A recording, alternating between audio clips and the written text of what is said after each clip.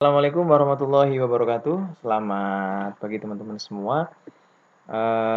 Pada kesempatan kali ini saya akan coba berbagi pengalaman membaca buku sekaligus knowledge sharing tentang sebuah buku yang dikarang oleh Bapak Rini Suhardono berjudul Your Journey to the Ultimate You. Sebuah buku yang menurut saya sangat inspiratif dan termasuk salah satu buku yang sering saya promosikan kepada teman-teman yang kemudian bertanya terkait koleksi yang paling menarik menurut saya. Nah, buku ini cukup unik dibandingkan buku-buku yang lain karena memang buku-buku ini bercerita tentang potongan-potongan kisah dan pesan yang menarik yang disampaikan Pak Rini Suhardono untuk kita semua, terkhusus dalam bagaimana kita menemukan diri kita seutuhnya. Nah, sebagai informasi, buku ini pertama kali dicetak pada tahun 2013. Sayangnya saya baru bisa membaca sekitar tahun 2018 kalau nggak 2019, dan kemudian uh, dalam waktu dekat ini saya ingin membuka kembali dan mencoba berbagi kepada teman-teman. Nah, teman-teman sekalian, jadi Your Journey to be Ultimate You adalah proses perjalanan seseorang dalam menemukan jati dirinya, gitu ya. Nah, ini pesan yang cukup menarik sebagai awalan dari sharing saya pada kesempatan hari ini. Jadi ini gambar sampul buku dari Your Journey to be the Ultimate You. Jadi pesan yang menarik yang disampaikan Pak Reni adalah think less, feel more, worry less, and do more. Sedikitlah berpikir, banyaklah merasa, jangan terlalu khawatir, dan lakukan. Lakukan. Yes. Jadi ini sebenarnya teman-teman sekalian, buku ini terdiri dari lebih dari 10 topik. Dan di masing-masing topik itu tidak berurutan, artinya Anda bisa membaca terserah, tidak harus berurutan dari halaman 1 sampai berapa ini ya, total halamannya ada sekitar 200 lebih, bahkan ada 324.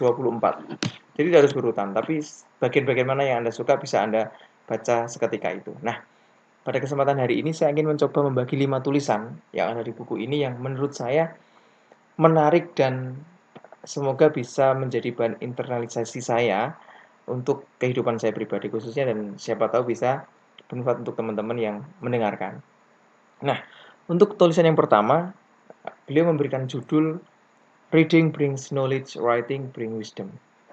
Jadi memang beliau merasakan, Pak Reni ini sebagai penulis buku ini merasakan bahwa membaca itu membuka pintu ilmu untuk mengetahui hal-hal baru, memahami budaya dan pemikiran sesama manusia, serta menjelajah kisah cerita.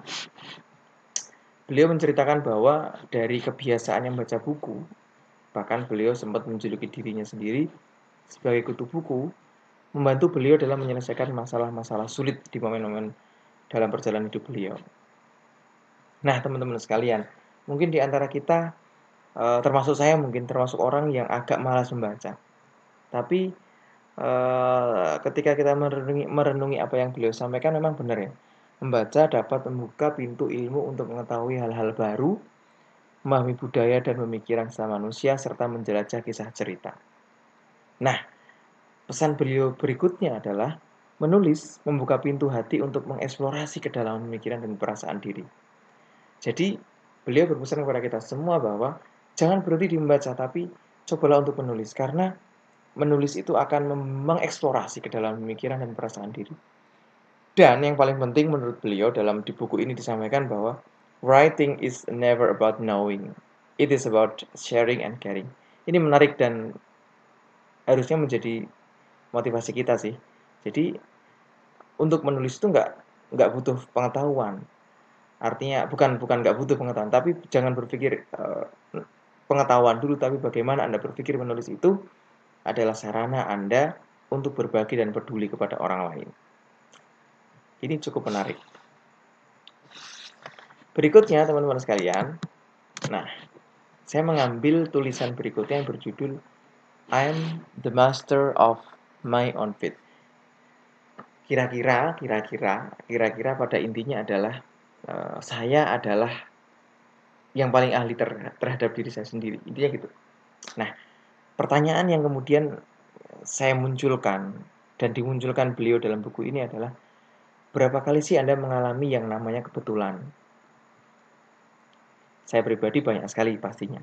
Cuman, iya nggak sih, kita sering menjadikan kebetulan-kebetulan itu menjadi sesuatu yang ya berlalu aja, tanpa kemudian kita meresapi dan coba meneliti lebih dalam terkait ini kebetulan benar gak sih? Atau ini sebagai rangkaian proses yang kemudian tidak kita sadari berkaitan dengan proses-proses sebelumnya.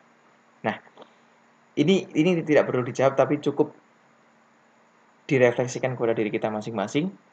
Berapa kali Anda mengalami kebetulan?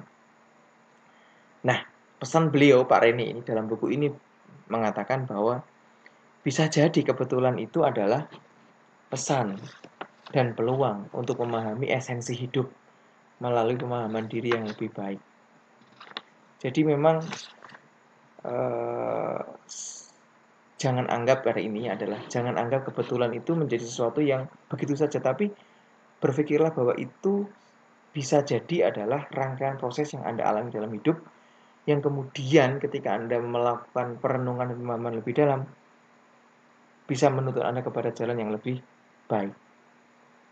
Maka di akhir tulisan ini beliau mengatakan bahwa kita tidak bisa menjadi apapun. Tapi, kata beliau, siapapun akan bisa menjadi apapun yang dikehendaki olehnya. Menarik sekali dan cukup menyentuh bagi saya bahwa memang lagi-lagi Tuhan itu berkehendak apapun untuk menjadikan hambanya seseorang atau sesuatu tanpa mungkin kita pahami itu terjadi karena proses kebetulan yang kemudian kita alami dalam hidup kita. Nah, termasuk kata beliau terkait dengan kebetulan ini adalah keputusan saya untuk kemudian membaca buku ini. Jadi beliau menekankan bahwa kebetulan bisa dipandang sekedar sebagai insiden yang terjadi secara acak tanpa maksud tertentu, atau kebetulan bisa dimaknai sebagai petunjuk menuju jalan utama kehidupan yang telah dipersiapkan. Syaratnya, kata beliau, buka mata, buka pikiran, dan buka hati. Oke. Nah, pertanyaan berikutnya teman-teman sekalian. Berapa kali rencana Anda gagal? Termasuk saya nih, pertanyaan untuk diri saya pribadi. Pasti sering kali, bahkan sangat-sangat sering rencana kita gagal. Pernah nggak sih Anda, teman-teman semua, termasuk saya kan, udah pengen sesuatu gitu ya, merencanakan, menulis A, B, C, D, rencana-rencana. Ternyata semangat untuk merencanakan tidak berbanding lurus dengan semangat untuk mengimplementasikan. Dan itu sudah saya alami sendiri gitu ya. Dan siapa tahu ini juga dialami oleh teman-teman semua. Maka sebenarnya gitu ya, kalau beliau berpesan dalam tulisan ini adalah bahwa memang apa ya, keputusan itu menjadi hal yang penting. Jadi memang rencana itu seringkali gagal karena tidak dibarengi dengan keputusan yang tegas dari diri kita sendiri untuk melaksanakan rencana itu. Gitu. Menurut beliau dalam buku ini seperti itu. Makanya beliau mengatakan bahwa keputusan adalah kemajuan. The day we make decision sama dengan the day we make progress in career and life. Jadi memang penting bahwa berawal dari mengambil keputusan memang pada intinya. Awalilah segala sesuatu dari keputusan yang harus Anda ambil. Dari keputusan itu akan menghasilkan action atau kerja yang kemudian menuntun Anda menuju rencana-rencana yang Anda buat. Kira-kira pesan beliau seperti itu.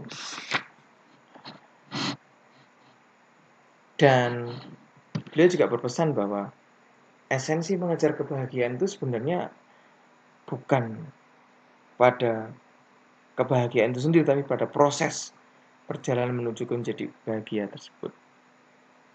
Kira-kira seperti itu. Dan berikutnya, ini juga menarik bahwa tentang passion. Apa sih passion gitu? Seringkali kita mendengar kata-kata passion. Tapi menurut beliau, Pak Rini ini mengatakan bahwa passion adalah bahasa jiwa. Bahasa jiwa yang dengannya kita dapat menjalani hidup dengan bahagia dan bermakna. Beliau bercerita bahwa banyak profesional, banyak kolega-kolega beliau yang kemudian mungkin secara pandangan material cukup, tapi ternyata ada keluhan untuk keluhan terkait dengan ketidaknyamanan dia, kemudian ketidakpuasan dia dalam bekerja. Maka dari sinilah kemudian beliau memang passion itu penting sebagai sumber motivasi dalam melakukan aktivitas-aktivitas kita semua. Beliau juga berpesan dalam tulisan ini bahwa kehidupan sesungguhnya itu baru dimulai saat ada kejujuran, keberanian, dan kepedulian untuk menjalaninya sesuai dengan bahasa jiwa. Maka pesan beliau menarik, jalani keunikan yang Anda miliki, lakukan yang ingin Anda lakukan, dan kerjakan apa yang paling Anda pedulikan. Kira-kira seperti itu. Dan terakhir teman-teman sekalian, saya mengambil tulisan yang berjudul The Motivator is You. Jadi kapan sih sebenarnya Anda merasakan momen yang paling bersemangat? Ingat nggak? Dan sadar nggak ketika Anda mengalami momen itu pasti tugas akan berjalan sangat mudah dan sangat cepat. Cuman pertanyaannya adalah, apakah kita bisa memastikan kita selalu bersemangat? Tentu tidak. Tapi apakah ada faktor yang menyebabkan kita bersemangat? Pasti ada. Nah, beliau berpesan dalam Motivator is You adalah esensi dasar motivasi adalah kekuatan untuk memilih. Memilih untuk menjalani, memilih untuk memaknai tentang apa yang kita lakukan, sehingga kemudian itu memunculkan apa-apa yang kemudian menjadi sumber semangat kita. Lagi-lagi pesan beliau, jalani apa yang Anda miliki, yang itu merupakan keunikan Anda, kemudian lakukan apa yang ingin Anda lakukan, dan kerjakan apa yang paling Anda pedulikan. Demikian untuk sharing session pada saat ini. Terima kasih atas kesempatan dan mohon maaf jika dalam proses review buku ini kurang sempurna. Terima kasih. Assalamualaikum warahmatullahi wabarakatuh.